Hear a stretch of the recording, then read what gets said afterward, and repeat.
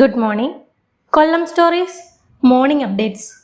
കൊല്ലം railway station പരിസരത്ത് ശരീരത്തിനുള്ളിൽ ഒളിപ്പിച്ചു കടത്താൻ ശ്രമിച്ച 3 ഗ്രാം MDMA-യുമായി 2 യുവാക്കളെ പോലീസ് പിടികൂടി.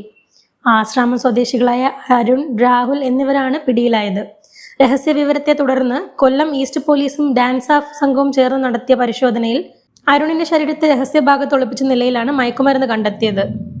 കൊല്ലം നഗരത്തിലെ തീരപ്രദേശങ്ങളിലും പോർട്ട് പരിസരത്തും അടിഞ്ഞുകൂടിയ മാലിന്യങ്ങൾ നീക്കം ചെയ്യാനുള്ള നടപടികൾ കൊല്ലം കോർപ്പറേഷൻ ആരംഭിച്ചു. മേയർ AK ഹഫീസിന്റെ നേതൃത്വത്തിലുള്ള സംഘം വാടി പോർട്ട് മേഖലകൾ സന്ദർശിച്ച് സ്ഥിതിഗതികൾ വിലയിരുത്തി ഇതിന്റെ ഭാഗമായി മാലിന്യം നീക്കം ചെയ്യുന്ന കമ്പനിയുമായി 8-ാം തീയതി ചർച്ച നടത്തും. മയ്യനാട് സ്വദേശിയായ രാജീവ് എന്നയാൾ തന്റെ വളർത്തുനായയെ നിരന്തരം ഉപദ്രവിക്കുന്നത് ചോദ്യം ചെയ്ത അയൽവാസിയെ കുത്തി പരിക്കേൽപ്പിച്ചു. നായ്ക്കളെ ഉപദ്രവിക്കുന്നത് തടയാൻ ശ്രമിച്ച കബീർ കുട്ടി എന്നയാളെയാണ് രാജീവ് ആക്രമിച്ചത്.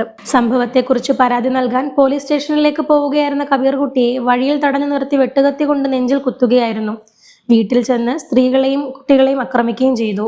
കൊല്ലം റെയിൽവേ സ്റ്റേഷൻ വളപ്പിലുള്ള ചരിത്രപ്രസിദ്ധമായ ചീനക്കൊട്ടാരം സംരക്ഷിക്കാനുള്ള നടപടികൾക്ക് തുടക്കമായി.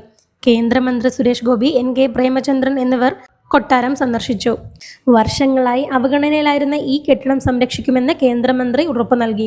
സംസ്ഥാനത്ത് പൊതുവെ പ്രസന്നമായ കാലാവസ്ഥ. കേരള, കർണാടക, ലക്ഷദ്വീപ് തീരങ്ങളിൽ മത്സ്യബന്ധനത്തിന് തടസ്സമില്ല. ഇന്നത്തെ സ്വർണ്ണവില: പവന് 1,01,800 രൂപ, ഗ്രാമിന് 12,725 രൂപ.